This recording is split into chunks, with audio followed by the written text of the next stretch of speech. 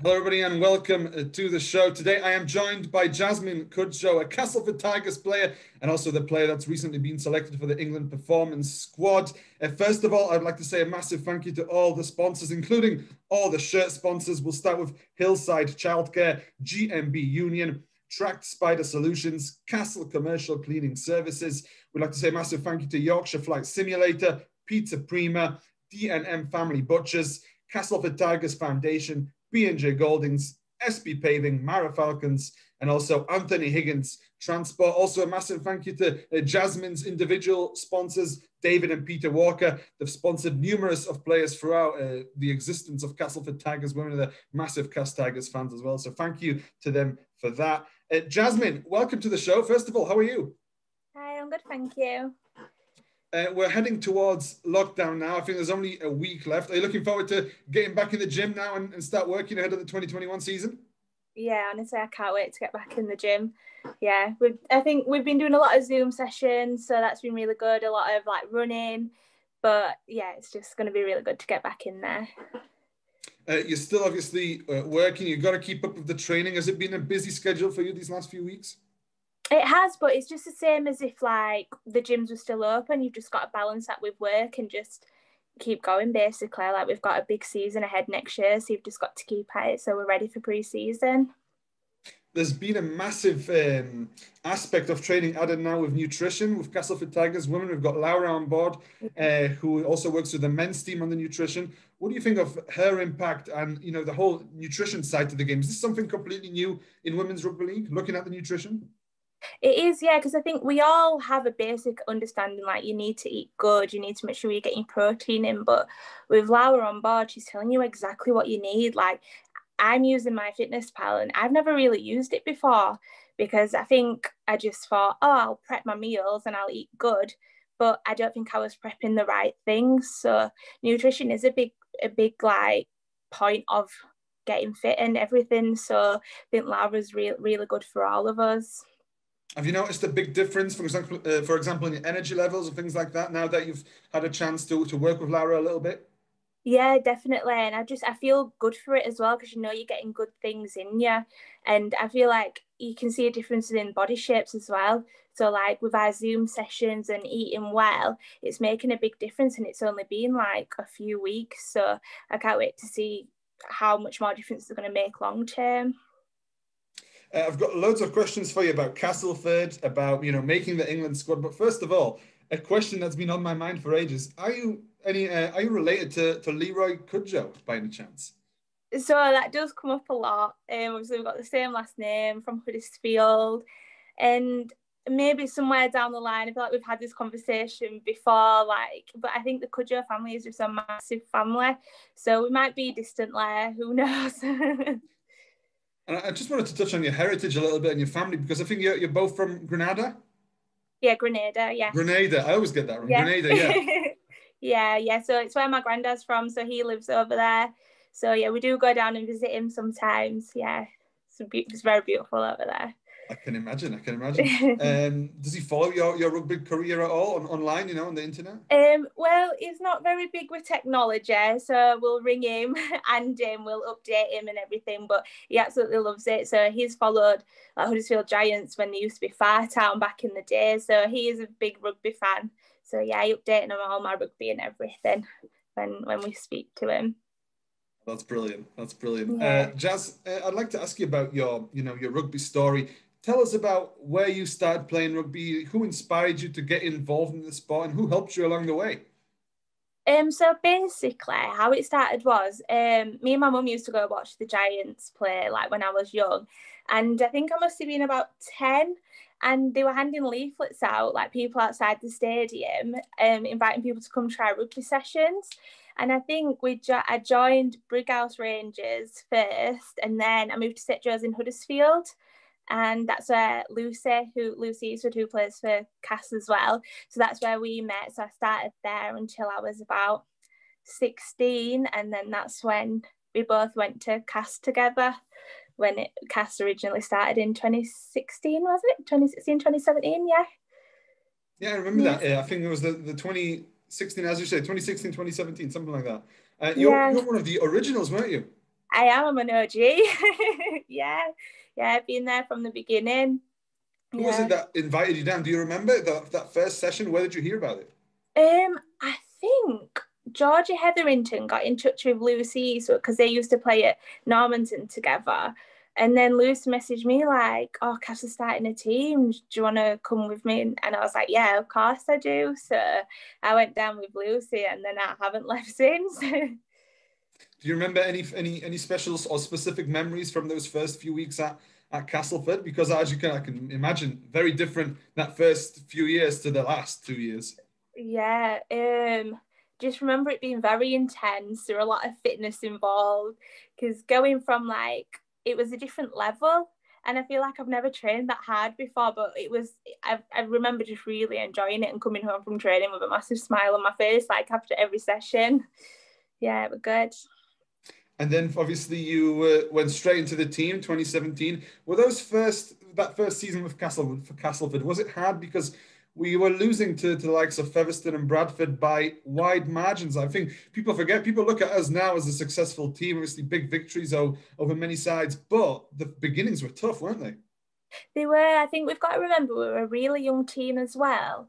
But despite losing week in, week out, we still had a positive attitude and we still had each other's backs. So we'd play the next game and we'd take positives from it and see what we needed to work on each week. And then gradually over the years, evidently we've got better. Obviously, we have had new players come in and that's helped boost the team as well.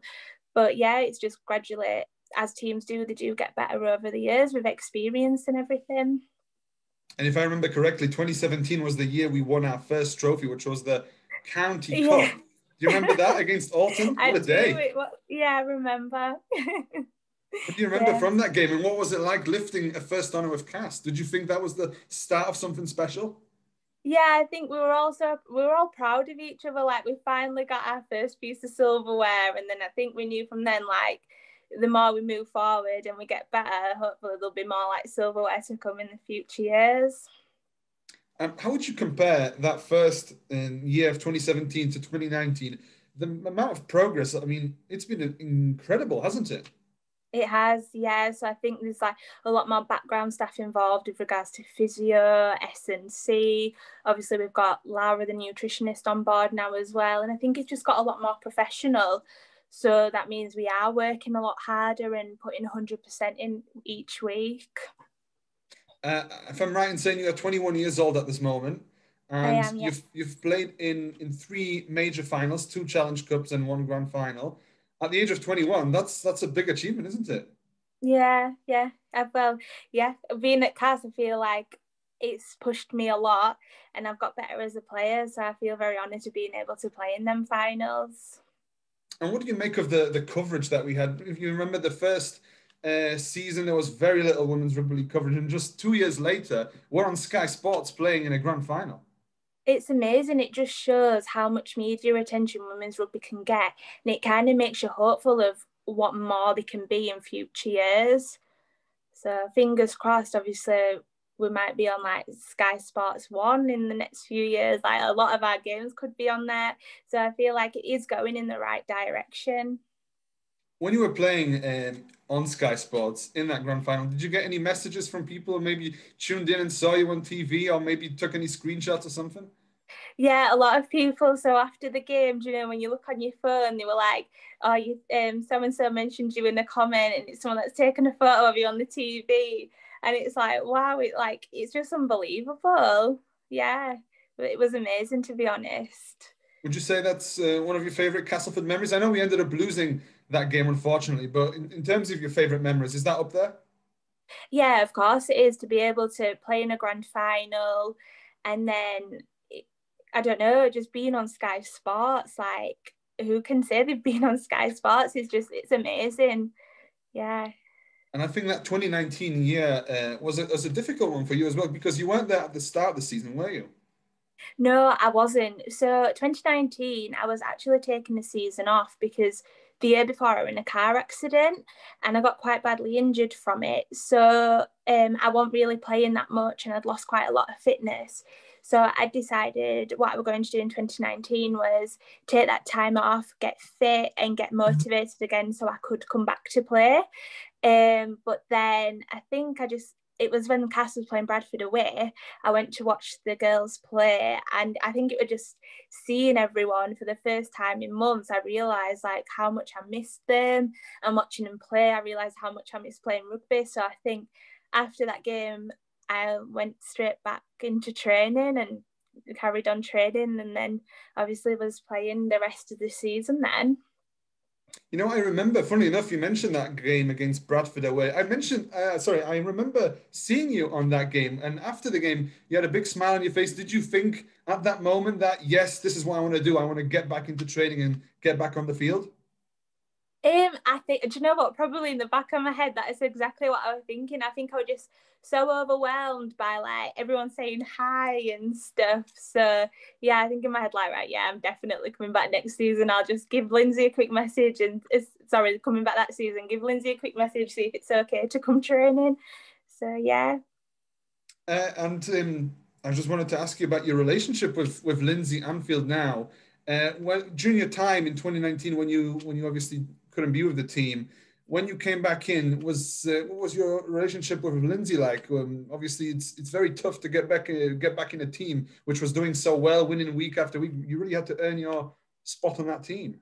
Yeah, of course. Like, there's so many amazing players on the team. So to be fair, I didn't think I'd be playing at all. I thought I can come training and then say, I don't know, they might have 1 week where they might have a few injuries or something. I may be able to be a sub. But I think because I'd worked so hard in 2019, like I got my fitness up, and when I picked a rugby ball up, it was like I hadn't ever like stopped. So yeah, it was just I'd proved myself and I earned that place back in the team. Did it help being around all the players and the atmosphere? Because it's a cracking atmosphere, isn't it? Even at training with all the players. Yeah. Yeah, it really is. We've all got each other's backs and we're all quite a close-knit group, so it is really nice.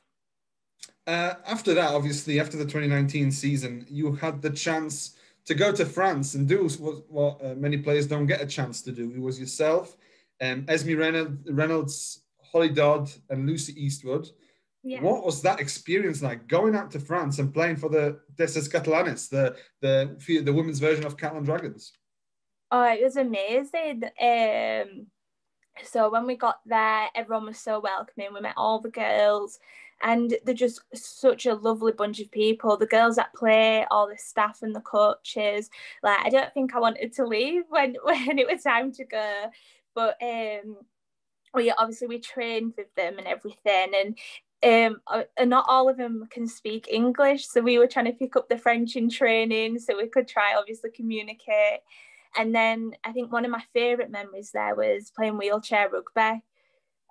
It's honestly I think it's such an underrated sport, and I'm so glad it's in the World Cup this year. Like, it's all together because it is amazing. I really don't know how they do it, because when I was so say you get past the ball, instead of obviously I have to wheel to move, but I was there trying to move my legs so I could run. Like, it's so difficult, but it is amazing.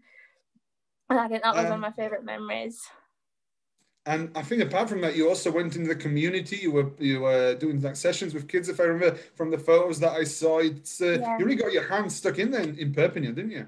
Yeah, we did. I think we had to get the full experience of it, and especially like us going to there, we needed to make an impression as well to like showcase our skills and what we've learned over there and bring it to the children that are in Catalan. So it were really, we had some really good days like training and coaching the children over there. It was really good.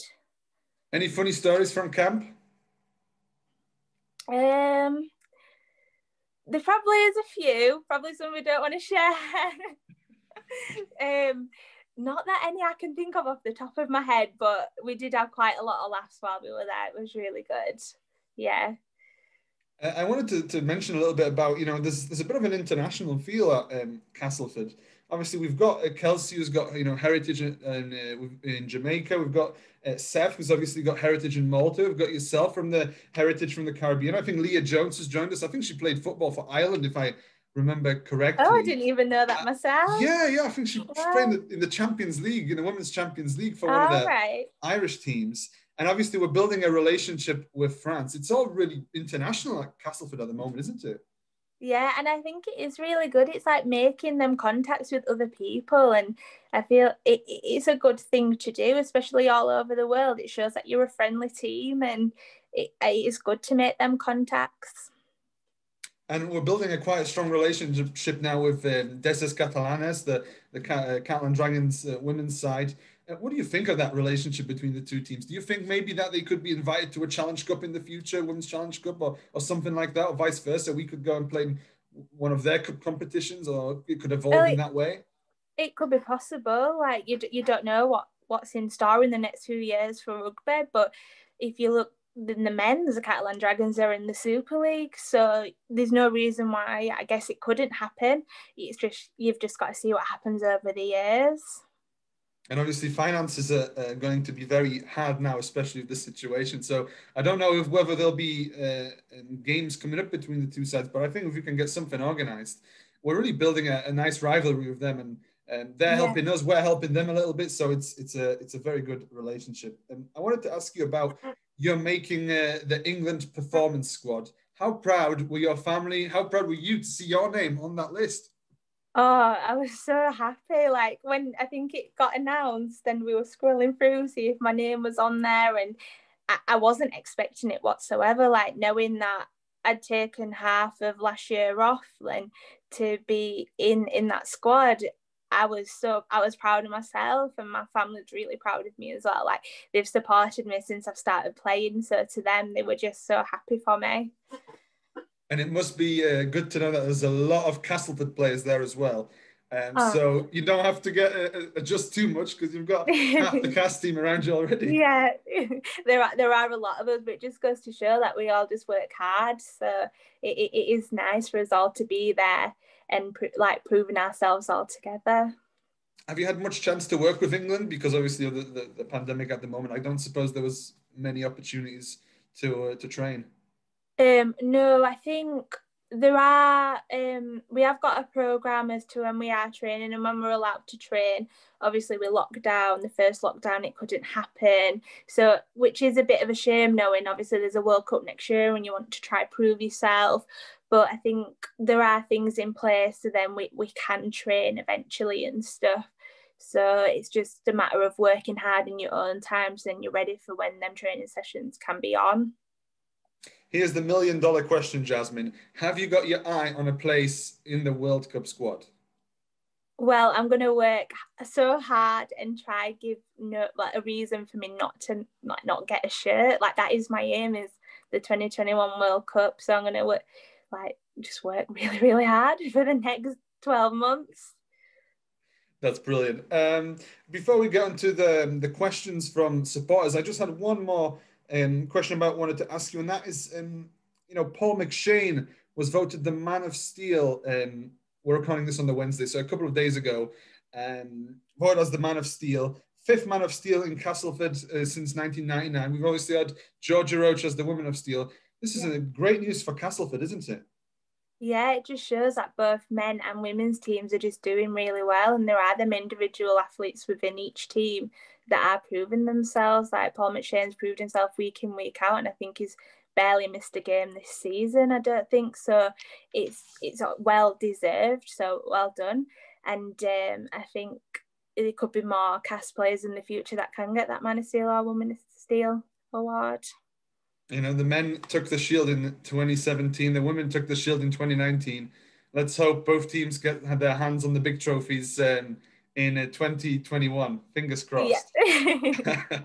Let's get over to the fan questions. Let's start with a question from Instagram. At IG Halls asks, if you weren't a rugby player, what other career would you consider? Now, I guess career is hard because obviously the players in the women's game don't get paid yet. And I'm stressing the word yet. Hopefully in the future that will change. But I guess we'll change that question to what other sport you'd play if you weren't playing rugby. So it's quite a difficult one because I love all sports. So I follow a lot of sport. But I can only think back to probably when I was in school and I used to play tennis. And I do love tennis, so possibly might have played tennis maybe. But I've played rugby since I can remember, so I don't know. Oh, yeah, tennis. We'll go with tennis. We'll go with tennis. Well, that's the final answer. At David Walker 1062, you're in half of your individual sponsors because obviously Peter and David Walker sponsor you, but he's asking, has it been difficult motivating yourself to keep in training during these times? It is difficult to keep the motivation up, but as a team we motivate each other. So in our WhatsApp groups, we're like, right, I've done this today, and we'll post like what kind of activity we've done in the day, like how far we've run and time and stuff. So when someone's post that, you're thinking, well, I need to go up and I need to go do my run, or I need to go up and I need to make this meal prep, and we're motivating each other. So as difficult as it is, you have got people around you motivating you, and like knowing you've got a big season next year and that there's a World Cup next year, that's kind of motivation in itself to work as hard as you can. A third question comes, I think it's from one of the Desas Catalanes players, at Sarah_MNA. She asked, what did you think of your experience in France? You already sort of covered that, but is there anything you'd like to add to that answer? Just that I absolutely loved my experience and that I miss you all, and I can't wait till we can see each other again. I'm sure there'll be some kind of a reunion after lockdown. A few questions from Facebook, from Ronnie Booth. He asks, who inspired you to play rugby? We'll kick off with that one. So I don't think it was a particular person that inspired me to play. I think it was just a matter of me going to rugby with my mum, really enjoying it. And then from there, just thinking, actually, might want to play myself and trying it and just loving it from my first ever training session. So I think it was more just a situation I was in rather than a specific person. Another question here. Why did you decide to play for Castleford? Because you live in Huddersfield. You could be playing for Huddersfield, but you chose the Tigers. I did. So it was just because, obviously, when Cas first ever set up, I went across with Lucy, and I've just loved it there ever since. So as ideal as Huddersfield would be, I enjoy that 30-minute drive on the M62. And no, I absolutely do. I love the team and I love all the players. The staff are so helpful, and the setup is amazing. Like, we do get a lot, and it's just, I couldn't imagine being anywhere else. One more question from Ronnie. Which is your favourite position and why? That's a tricky one. So probably since I started playing, I'd always played at hooker. So like I really enjoy that position because I'm experienced in that position. But last year I was put into the halves, and even though I'm new to the position, I do enjoy it because it means, well, I don't know, I do prefer hooker. I do prefer that because I'm more experienced in that position, but I do enjoy playing both because I feel like I'm quite versatile, so I can play either. But yeah, hooker. And you've got some great players to play at Castleford as well. That makes the job a lot easier. Thank you very much, Jasmine, for joining me today. That was all the questions I had for you. Once again, thanks for your time. And hopefully, fingers crossed, we'll see you again in the 2021 campaign. Fingers crossed, not only for Cass, but for England. Hopefully. Thank you. Cheers. See you next time, and we'll see you again soon.